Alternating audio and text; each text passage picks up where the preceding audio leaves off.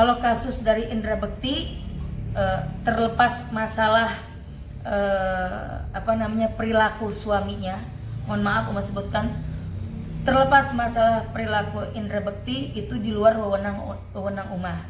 Nah, konteks ketika mertuanya ikut campur intervensi kepada Indra Bekti, menurut Uma sah-sah aja. Namanya orang tua kepada anaknya supaya anaknya masa depannya bagus. Siapa sih orang tua yang anaknya mau berantakan? Kan begitu.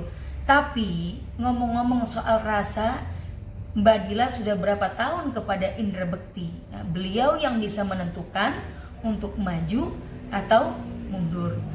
Orang tua Dila tidak bisa intervensi secara jauh karena Mbak Dila umurnya sudah lebih dari umur 20 tahun dan sudah punya anak.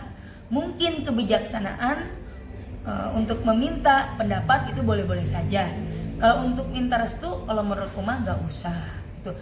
Mungkin nanti kaitannya dengan psikologis anaknya. Tapi optionnya bisa dua. Ini Uma nggak bisa menjustifikasi masalah Indra Bekti dengan istrinya. Ingat, di dalam Islam ada juga hukum ketika kita rujuk dengan suami. Ini kalau ya, bukan nuduh Uma. Ini Uma berbicara secara global. Kalau istri atau suami rujuk dalam rumah tangga, ternyata dirujuk itu akan lebih banyak mudorotnya, akan lebih banyak mafsadatnya, artinya lebih rugi nanti nih si Dila, kasarnya dalam tanda kutip, maka haram dia rujuk kepada suaminya. Tolong dicamkan, ya. Hukum pernikahan bisa menjadi sunnah, bisa menjadi wajib, bisa menjadi haram, bisa menjadi mubah. Lihat kondisinya apa. Kalau sekiranya rujuk si laki-laki atau si perempuannya tambah nggak karu-karuan, maka haram dalam Islam untuk kembali. Artinya begini, kecuali dalam tanda kutip si suami dan istri dia redo atas perlakuan suami atau istri dengan syarat tidak dibuka aibnya, dia tanggung sendiri sampai di akhirat. Seperti itu. Gitu. Misalnya hukum dari Aldila sendiri yang membangkang ibunya itu statusnya kan berarti kan kembali lagi ya ke jadi asuh dari ibunya ya. Pertanyaannya yang salah. Kalimat membangkang itu ketika anak itu belum dewasa, orang tua memberikan ultimatum kepada anaknya yang belum dewasa, yang warning ketika dia mau menikah. Itu orang tua punya hak penuh 1000% kepada anaknya. Kamu membangkang kepada mama. Tapi ketika anaknya sudah punya anak, sudah punya suami, terlepas masalah itu tanggung Indra Bekti, tanggung suaminya. Pertanggungjawabannya, kenapa lu pilih dia?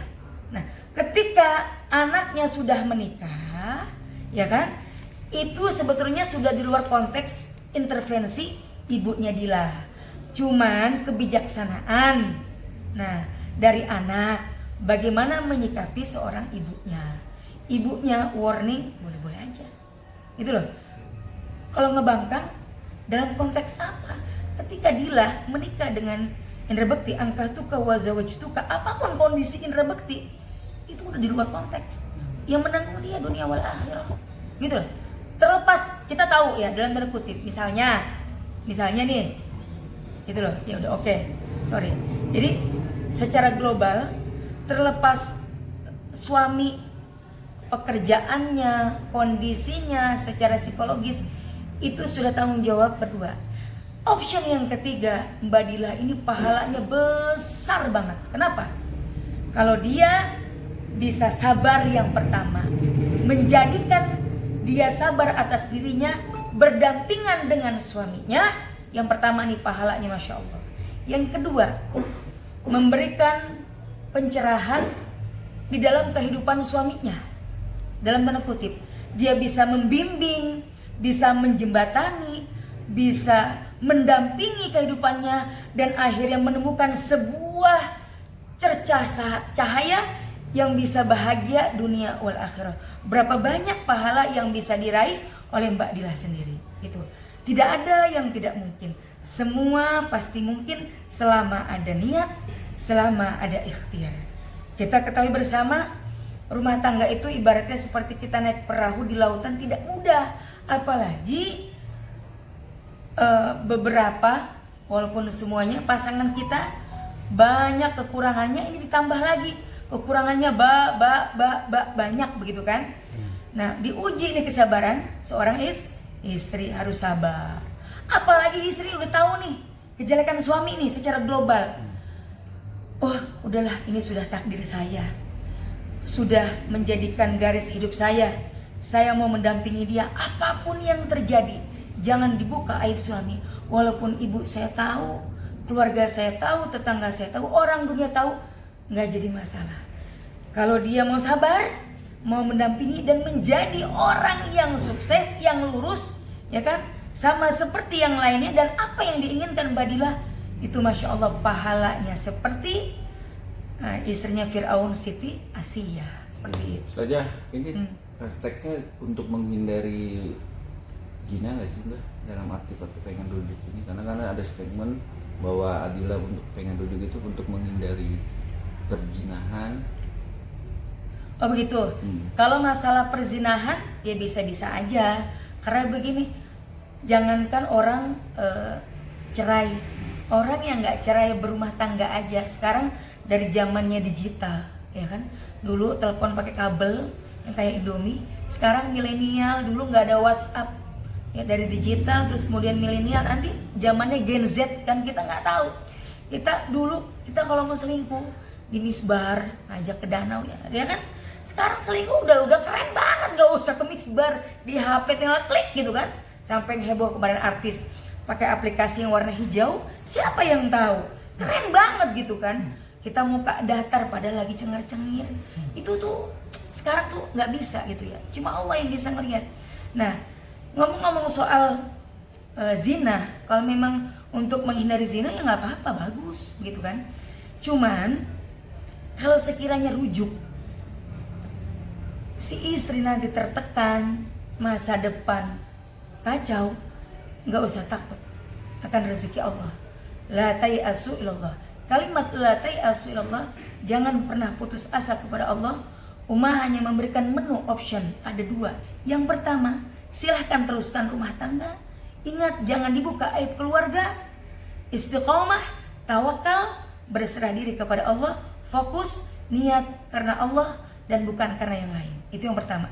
Yang kedua, keluar dari garis nyaman, teruskan perceraian, ya kan? Yang tahu cuma diri kita, cuma diri kalian, ya kan? Jangan takut akan kekurangan rezeki dari Allah, ya kan? Semut aja dikasih rezeki, kita manusia yang bertakwa, begitu.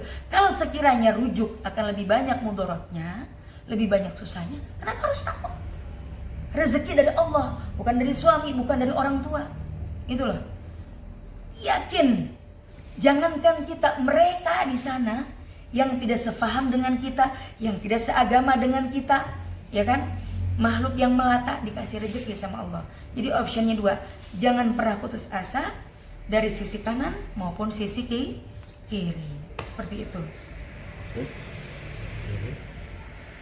Tapi kalau untuk sangkut paut dengan sihir nggak ada ya Bun ya, untuk manusia untuk rujuk itu Bun?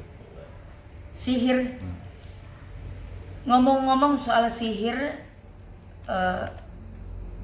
tentunya kita sebagai seorang Islam percaya akan adanya gaib. Sihir itu bagian daripada gaib. Sihir itu kan gaib, nggak kelihatan. Kalau soal sihir, kita tidak mempercayai atau mempercayai, tapi ada gitu.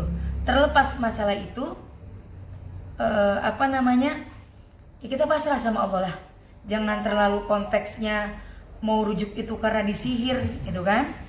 Ya nggak juga. Kalau memang kitanya sholat, puasa Senin Kemis, ya kan, kasih baca amalan-amalan, insya Allah nggak ada ke situ. Apalagi konotasinya kalau suami kita nggak sholat, mau sihir dari sebelah mana?